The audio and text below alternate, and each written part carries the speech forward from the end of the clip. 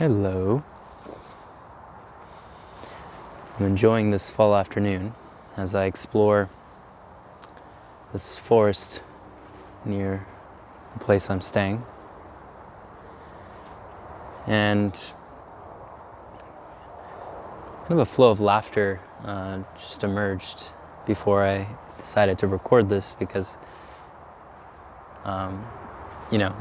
I walk through a forest quite slow. I take stops. I don't know, hug a tree once in a while. I was just looking at a beautiful beaver dam, and it would seem to someone generally, if they're looking at me, like I was high on some weed or some sort of drug or something. And inside it actually feels that way, but in a very different way than what we've come to know as our marijuana psychedelic type of experiences, or taking a mushroom trip or something in nature. In so many ways, the original drug is the breath, but it's not a drug, it's an extension of ourselves. And as we begin to learn to move the breath in a way that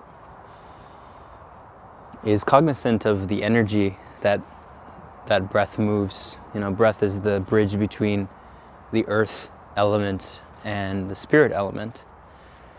And so when we move the breath, and move our energy, move our attention, move our awareness, we naturally can feel all of the aliveness of what's around us. And this in so many ways can make us quite high or deeply in tune with the expanded atomic structure of our body, for one, because this is really what it means to awaken, to ascend, is we are expanding our DNA structure so that we experience a deeper connection to ourselves. And in expanding that atomic molecular DNA structure, more of an expanded awareness of ourselves, then within the hologram, which is our external reality, what we call life, and specifically in places that are maybe a bit more aligned with nature. I mean, everything is nature, everything is the hologram, whether you're in the city or in a forest. It's just that when we're in a forest, there's a bit less manipulation. But we do exist on a planet where there's a lot of manipulation. So, generally when we may walk through a forest, if we're not on drugs, or we haven't connected to the breath, or we haven't awakened to our expanded senses, our expanded self, then we won't really be aware of what's happening. We won't really be aware of the expansiveness of what's happening. And the best way I like to describe it or connect it to is like in the movie Avatar. Hopefully many of you have seen it. Or a lot of fantasy movies where the forests are so alive. There's so many colors, and there's fairies, and there's all these things. And in so many ways, this is how it has been on the planet before in previous times. And in higher versions of this planet, being Tara in Dimension 5, Gaia in Dimension 8. These are planets of Earth versions of Earth that really do exist in that way. This is not a fantasy tale.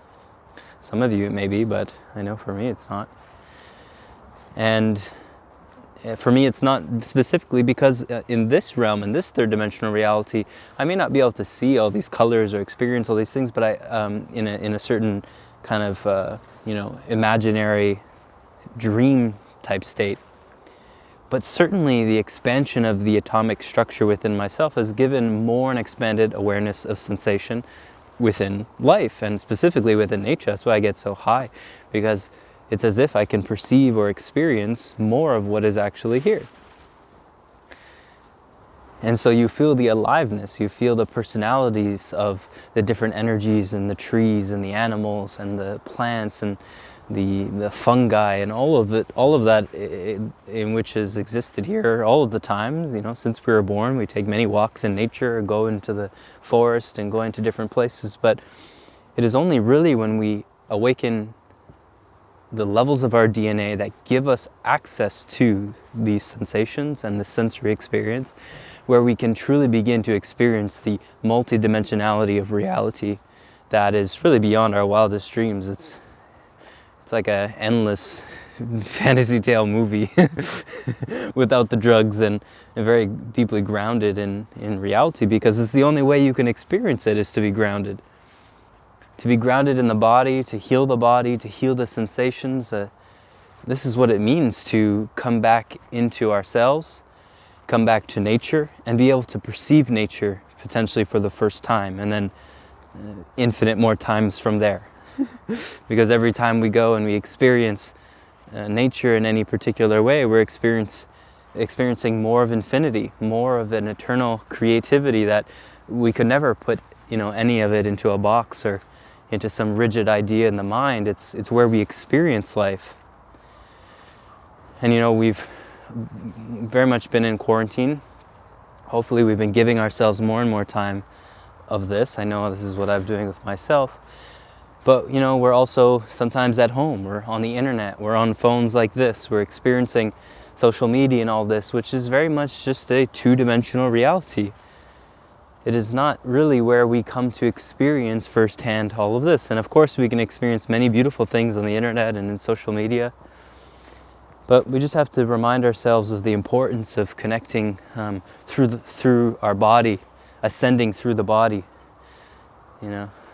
not ascending through just concepts and teachings and all of that, but experiencing the alive teaching of nature, alive teaching of ourselves, existing with other beings and beings of all types, humans, animals, insects, plants, rocks, gems, crystals, elements, all of it. So this has gone quite long, so I'm going to go back to just me, myself, and I, and nature. But I guess I'm doing that just here in a certain way. But I guess the core of the message here is just more of a lens to what I perceive, and sometimes that is helpful for us to come back to ourselves and see how we are perceiving, and how do we experience nature, and how we relate our experiences to each other so that we can have more of a reflection of truth. And it's endlessly this. It's endlessly a space of ongoing reflections of truth and experiencing more of ourselves, more of nature, more of the expanded atomic structure that is, in a sense, infinite. But at least in this dimension, there's so much of a heavenly experience to be had, and we truly must never forget that. So, deep love to all of you.